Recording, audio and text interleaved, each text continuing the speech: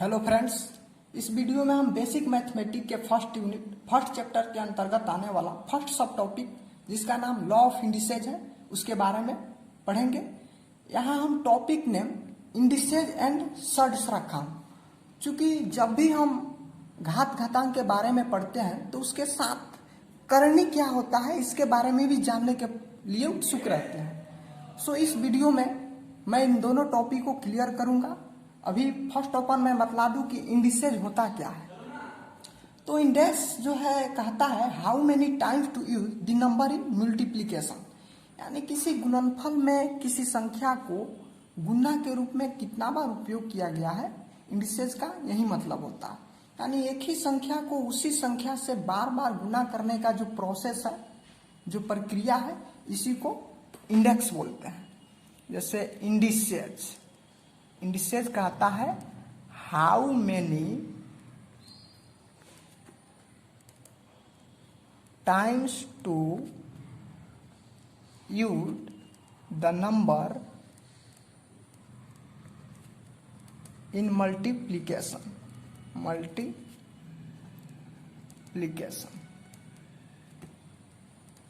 Okay, जैसे हम लिखते हैं 2^4, तो घातांक का इंडिसेज का ये रूप होता है। यहाँ 2 क्या है, बेस है, और 4 क्या है, पावर है, इंडेक्स है। यानी 2 is base and 4 is index. इसको हम कैसे लिखते हैं, इसका विस्तृत रूप लिखते हैं 2 गुने 2 गुने 2 गुने 2, और इसको गुना करके हम यानी 2 को 4 बार लिखते हैं गुना के रूप में, और उसको गुना करके जितना उसका वैल्यू होता है उतना लिख देते हैं। तो ये रहा इंडिसेज, लॉ ऑफ इंडिसेज के बारे में। इसके कुछ रूल्स होते हैं, पहले यहां लिख देता हूं। Here 2 is the base and 4 is the index. Okay, इसके लॉ ऑफ इंडिसेज के कुछ रूल हैं। फर्स्ट रूल कहता है, रूल 1 कहता है एनी नंबर्स, मैं उसको लिख नहीं रहा हूं, ऐसे बोल देता हूं। Any numbers whose index is 0 is equal to 1, यानी किसी भी संख्या का यदि पावर 0 है तो उसका वैल्यू हमेशा 1 होता है, लेकिन एक्सेप्शन टू 0 को छोड़कर। जैसे any number whose index is 0 is always equal to 1 except 0 को छोड़कर ये रूल लागू होता है। किसी भी संख्या के यदि पावर 0 होता है, इंडेक्स 0 होता है, तो उसका वैल्यू हमेशा 1 के बराबर होता है।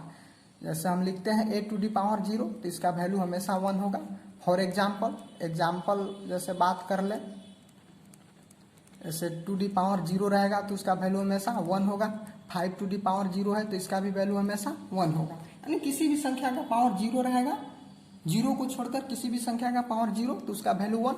लेकिन 0 का पावर 0 का वैल्यू होता है अनडिफाइंड, यानी इसको इन्फिनिटी बोल सकते हैं, नॉट डिफाइंड या अनडिफाइंड, जो परिभाषित नहीं है। ओके, रूल 2 कहता है, दूसरा रूल है इसका, रूल 2 कहता है कि any number whose index is negative sign, यानी किसी भी संख्या का यदि पावर नेगेटिव इंडेक्स के रूप में रहता है, जैसे इस रूप में रहता है, तो उसका वैल्यू हमेशा रेसिप्रोकल के रूप में लिखते हैं। देन वैल्यू इज रिसिप्रोकल हो जाता है। जैसे इसको हम लिखेंगे 1/8⁴m। ओके, तीसरा रूल कहता है, रूल 3, यह कहता है if base are same in multiplication multiplication, then indices are added। यानी जब दो घातांक यदि दिए रहेंगे जिसका बेस सेम हो और वो गुना के रूप में है तो उसके इंडेक्स को जोड़ देते हैं। जैसे a to the power m गुने a टू दी पावर इस फॉर्म में रहे तो इसको क्या करेंगे, बेस को सेम रखेंगे, सिर्फ हम इंडेक्स को जोड़ देंगे। ठीक है। रूल 4 कहता है कि इफ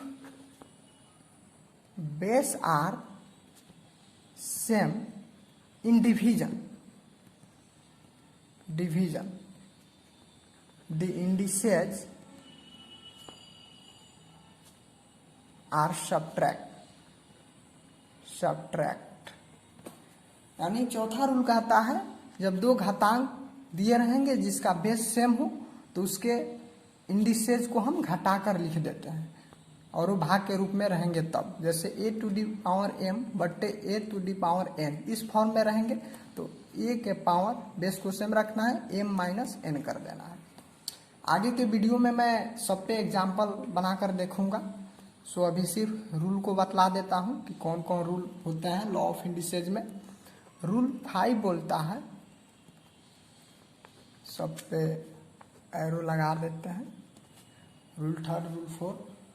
रूल 5 बोलता है कि टू रेज एन एक्सप्रेशन, यानी सिंपल हम बोल सकते हैं टू रेज एन एक्सप्रेशन यानी इस फॉर्म में जिसका पहले से घात हो और उसका घात हो, मतलब घात का घात हो। जैसे इस फॉर्म में है a to the power m के पावर n, यदि इस फॉर्म में रहेंगे तो इसके लिए हम बेस सेम रखेंगे m, यानी दोनों को हम गुना कर देंगे, जो दोनों इंडेक्स हैं इसको गुना के रूप में लिख देंगे a के पावर mn। रूल 5 हो गया। रूल 6 कहता है, रूल 6 ये बोलता है कि अगर हमारा इंडेक्स इस फॉर्म में हो, जैसे a टू दी पावर 1 बट्टा m, तो इसको हम लिख सकते हैं m रूट a। अगर ये ऐसे ना होकर इस फॉर्म में हो a के पावर m बट्टा n, तो इसको हम लिखेंगे a to the power m बट्टा n, तो इसको हम लिखेंगे n को करनी में लिख देंगे शर्ट्स के रूप में और इसको a के पावर m कर देंगे, या इसको हम ऐसे ना लिखकर ऐसा फुल m पावर कर देंगे। तो यही लॉ ऑफ इंडिसेज में कुछ रूल थे, 6 रूल है जिसको मैंने बतला दिया। नेक्स्ट है शर्ट्स। शर्ट्स कहता है the roots of any number which cannot be obtained exactly, यानी किसी संख्या का रूट्स दिया है और उसका हम एग्जैक्ट वैल्यू ऑब्टेंट नहीं कर सकते हैं, तो इसी को हम बोलते हैं shirts. Exactly is called shirts. Shirts यही कहता है। जैसे एग्जाम्पल रूट टू क्या है, यहाँ शर्ट है जो कि एक इरेशनल नंबर है, अपरिमेय संख्या है और इसको हम शर्ट्स बोल सकते हैं। रूट 3 इसको भी शर्ट्स बोल सकते हैं, लेकिन रूट 4 को हम शर्ट्स नहीं बोल सकते हैं। हालांकि ये भी रूट के फॉर्म में है लेकिन इसको शर्ट्स नहीं बोलेंगे क्योंकि इसका एक एग्जैक्ट वैल्यू होता है जो 2 होता है। ठीक है, लेकिन रूट 2 का वैल्यू 1.414 होता है, रूट 3 का 1.732 होता है, जो एग्जैक्ट वैल्यू नहीं है बल्कि अप्रॉक्स वैल्यू है, अप्रॉक्सीमेट वैल्यू है। तो यही शर्ट्स होता है। और हम देखे थे कि इंडेक्स में जैसे रूट 2 को हम लिख सकते हैं 2 का पावर 1/2। तो इंडेक्स के पार्ट में हम देखे थे कि 2 को हम बेस बोलते थे और 1/2 को इंडेक्स या पावर बोलते थे, लेकिन यहां हम बोलेंगे इसको रेडिकेंट। ये जो मेरा बेस है उसके मतलब उसके जगह के लिए बेस था और यहाँ हम इसको रेडिकेंड बोलेंगे, 1/2 को हम बोलेंगे सर्ड इंडेक्स 1/2 को। ठीक है, इसके कुछ प्रकार हैं। फर्स्ट प्रकार मतलब काइंड्स ऑफ सर्ड्स, तो फर्स्ट टाइप है इसका प्योर सर्ड जो कि √2 हो गया, √3 हो गया, ऐसा प्योर है। और दूसरा है मिक्स्ड सर्ड जो 4√2 के फॉर्म में हो सकता है, 8√3 के फॉर्म में हो सकता है। और हाँ, यहाँ जो ये सिंबल है जिसको अभी हम रूट बोल रहे हैं, इसको रूट नहीं बोलते हैं, लेकिन समझने के लिए हम रूट बोल सकते हैं। लेकिन इसका एग्जैक्ट इसको हम बोलते हैं रेडिकल साइन। एग्जैक्ट नेम यही है, लेकिन समझने के लिए हम रूट बोल सकते हैं। अब इसके कुछ लॉ हैं, लॉ ऑफ सर्ड्स। जिस तरह इंडेक्स के कुछ नियम थे, उसी तरह इसके भी नियम हैं। तो फर्स्ट नियम का रूप इस तरह होता है, √a गुने √b गुने √c। यदि इस फॉर्म में रहेगा तो हम इसको एक ही एक्सप्रेशन में लिख सकते हैं, a गुने b गुने c। दूसरा का रूल है इसका भाग के रूप में हो, जैसे इस तरह हो √b, तो इसको हम लिख सकते हैं, इसको हम कैसे लिख सकते हैं, एक ही एक्सप्रेशन में a भागा b लिख सकते हैं। थर्ड रूल इसका है, जो मान लेते हैं इस फॉर्म में हो, x √a/b इस फॉर्म में होगा, तो हम x√a बटे x√b इस तरह लिख सकते हैं।